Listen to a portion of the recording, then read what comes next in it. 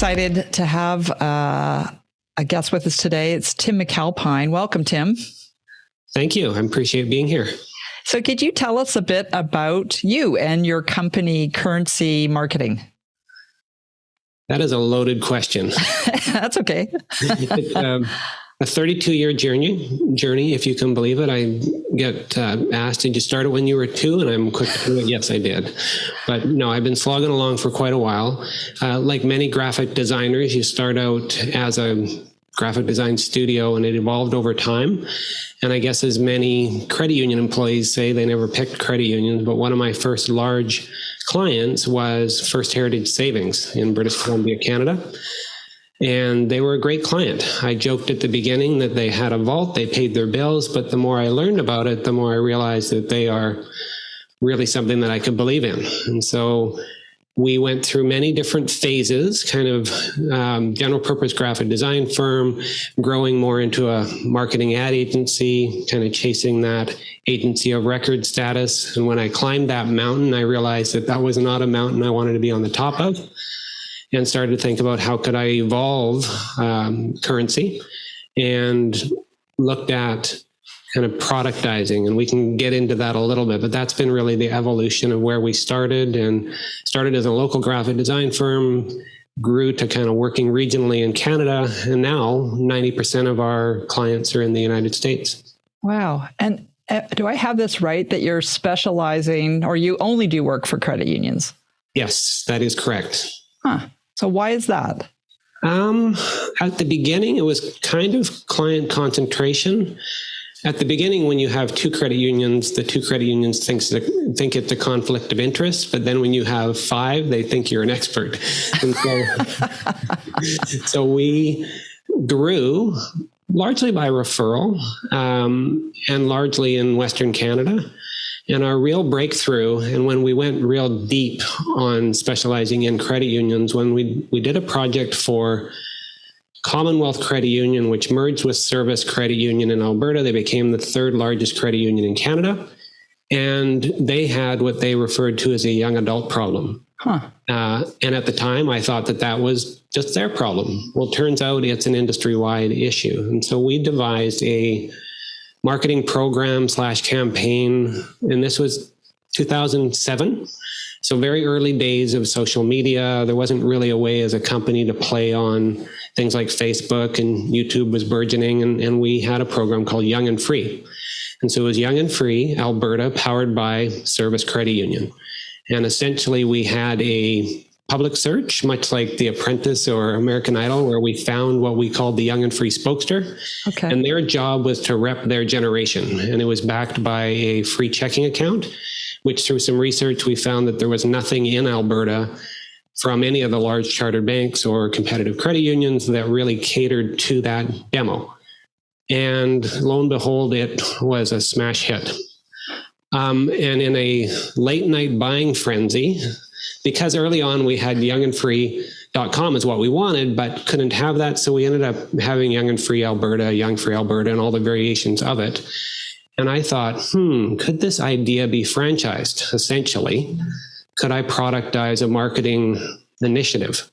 And talked to a very entrepreneurial CEO at the time at Commonwealth Credit Union, and he was pretty gung-ho. And so we embarked on doing that. And we ended up doing Young and Free for, like I mentioned, a late night domain buying frenzy. I bought Young and Free for every province, Young and Free for every state, and .coms and .orgs, and set out to see if we could reproduce this. And in its run, we did Young and Free for about 10 years and had 39 of these spokesters through public search. They would get a really cool gig. 1-year contract ranged from $30,000 to $40,000 for like a 22-year-old person. And their job, which was fresh at the time, was to blog every day, create a weekly video, drive a company car that was all wrapped in cool graphics, and be the voice of their generation. We did it for credit unions in 2 Canadian provinces and 13 US states. Oh, wow. And recruited 39 of these young folks to be that representative. And so that really at that point, specialization was clear. We couldn't even keep up with just the credit unions, and it really aligned with both personal and corporate value system, and thought we were doing really good work. Yeah, that's very interesting. And I'm curious why you think that the credit unions, and actually I know this to be true, the challenge is recruiting and getting younger members, but why do you think that is? I think a lot of it is brand awareness, confusion. Credit union is an awful name. As a last name, who would pick it? It has some meaning, but union is really around a workers' collective, which credit unions aren't necessarily part of. I think it's just created a lot of confusion. Credit, is it credit counseling? People are familiar, but it's certainly not as understandable as banks.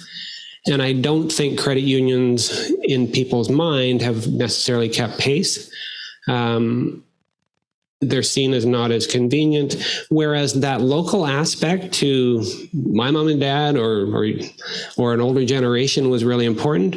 To a young person, that's, well, I'm not going to be here for the rest of my life. I need mobility. What if I go to Ontario or South Carolina? How can I... So they're constantly battling that, even though there is a cooperative nature of it and it does align on many levels. It's just an understanding gap. Yeah. And so with Young and Free, was part of the goal to get someone relatable, someone of the age group, to talk about it and talk about it in a fun way and kind of pull out those values that maybe young people could identify with? Is that where it was going? Absolutely. And it was always tied to a really compelling product. And we did track over that span of time, and we attracted, with the help, obviously, of the credit unions, over 250,000 new members to the credit union that were participating, which on its own, that's a pretty huge credit union. But it was just an active, really putting effort behind it and getting the word out. And it really just through repetition. And it, when I say campaign/program, it was really 365 days a year, doing different promotions. In fact, some credit unions did it for more than 6 years and recruited up to 6 different spokesters, and they all did their term and put their stamp on it. And over the years, that went from social media being a really black box to a time when credit unions had really formalized their efforts in it and kind of ran its course to a degree, but for that period of time, it really worked well. Okay. And now, as I understand, you've got a new a product program is probably the right way to phrase it, but it's called It's a Money Thing. So could you talk a little bit about that? Yeah. So that was an outgrowth of Young and Free. So our mileage varied a little bit on recruiting that young spokester, and because their job was to essentially be a financial expert and speak to their generation. And many were great at it. Others needed some help. So we started to fill in a lot in the background from a financial education standpoint, on the content, on some explainer videos, and realized that we could start another product that would have broader appeal. Young and Free was very much for billion-dollar-plus credit unions that had a real budget that they could put behind it. Mm-hmm. Whereas so much of my passion and so much of the interest was for much smaller credit unions. And so we thought, could we develop a program or a product that could address that? The other thing with Young and Free was one exclusive license for one credit union in each state and province, which did create some scarcity and helped us sell, but it did block an absolute ton of credit unions from kind of using that formula. And so we were developing this content anyway. We decided to separate it and market it under the It's a Money Thing brand. And it's a collection of financial education content that credit unions use to educate not only young adults, but folks of all ages. And so we call them content packs. They include, so it could be understanding inflation. And so it'll include an animated video, an infographic, a article, a handout, and some social media graphics. And we've now developed 48 of these topics, plus an additional 6 topics called It's a Money Thing Junior that are specifically for 6 to 12-year-olds. And we license that to credit unions all over North America. And there's about about 120 active credit unions using the product. So that's the next chapter in our evolution. Yeah, congratulations. Now, I watched a couple of the videos that you have online, and one of the things I found interesting was just, where I think it was going, you can correct me, was that, people's financial education comes from various places. And so there seem to be various stars of the video getting involved. Have I got that right?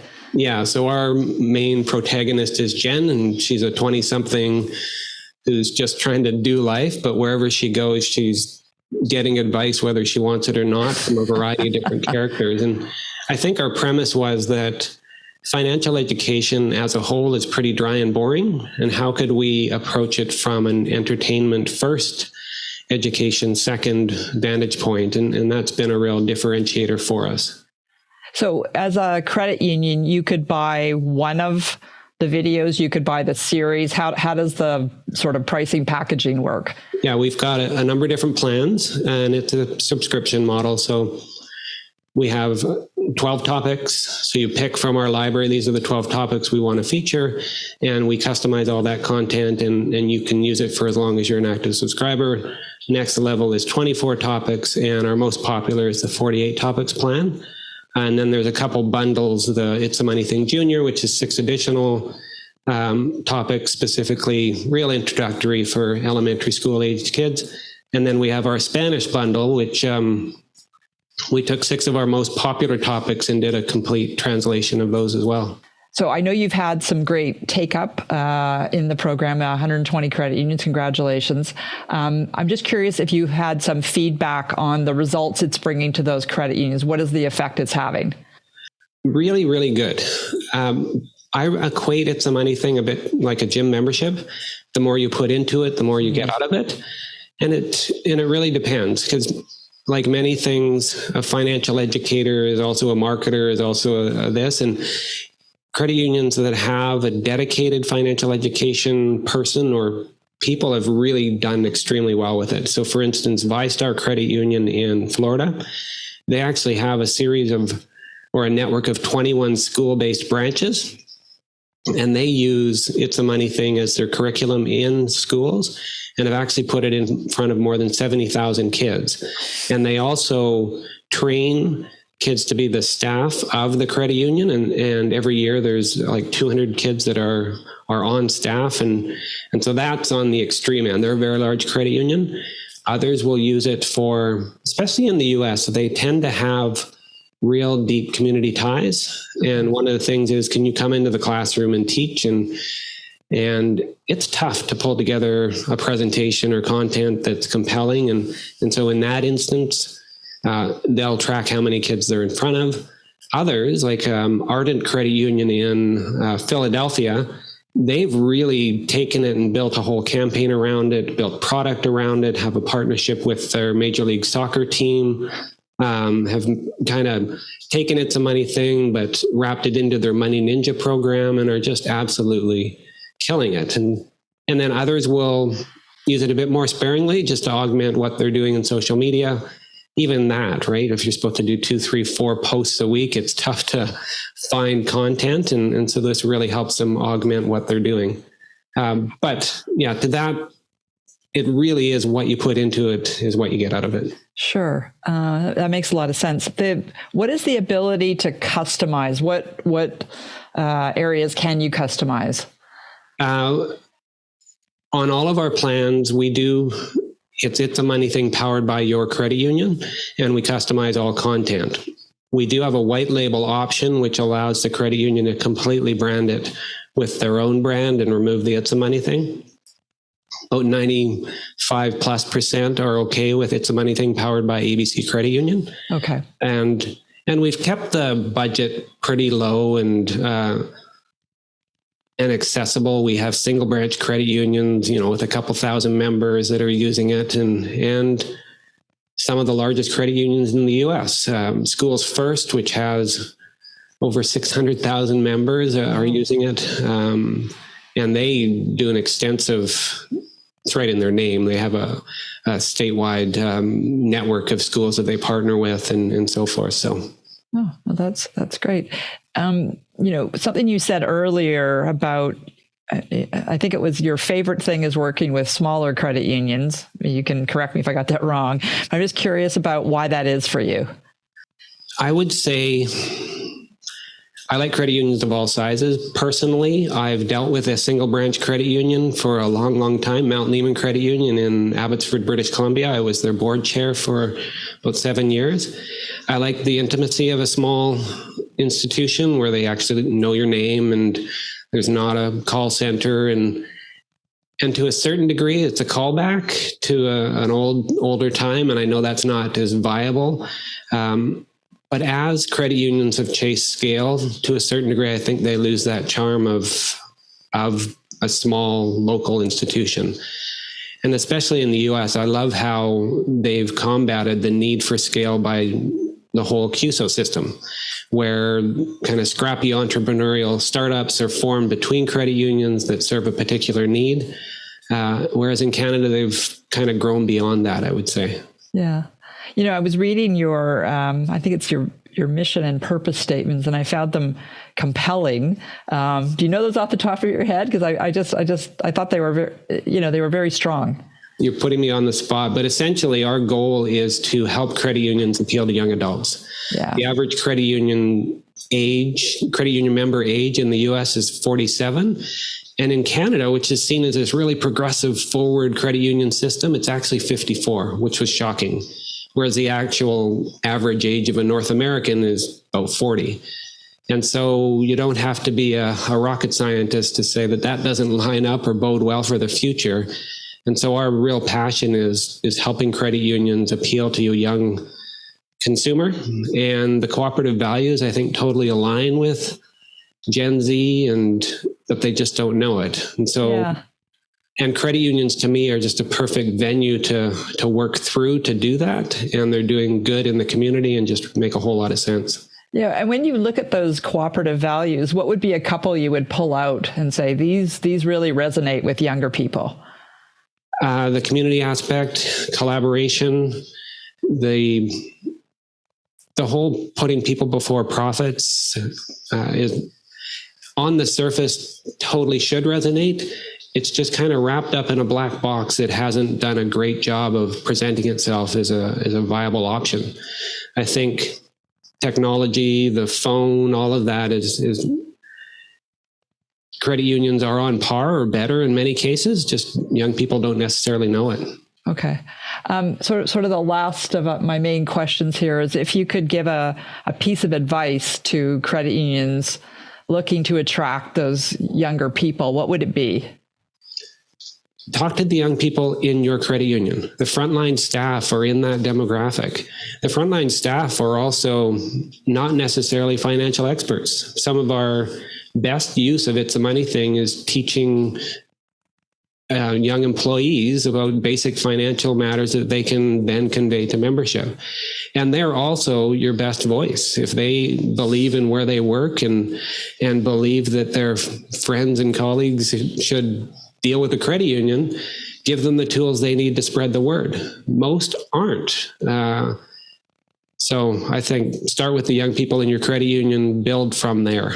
Yeah, I think that's a really excellent point. So that's the end of my main questions. I do have a fun question for you. Are you up for that?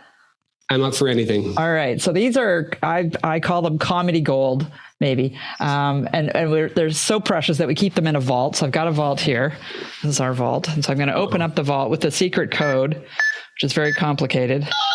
There we go. Let's just see what I have in here for you. All right. Not all vaults come with those sound effects, just for those of you shopping for vaults for your credit unions. So here's your question. What do you think cats dream about? We have two cats at home, Felix and Pixel. And I know for a fact that Felix dreams about plotting my murder.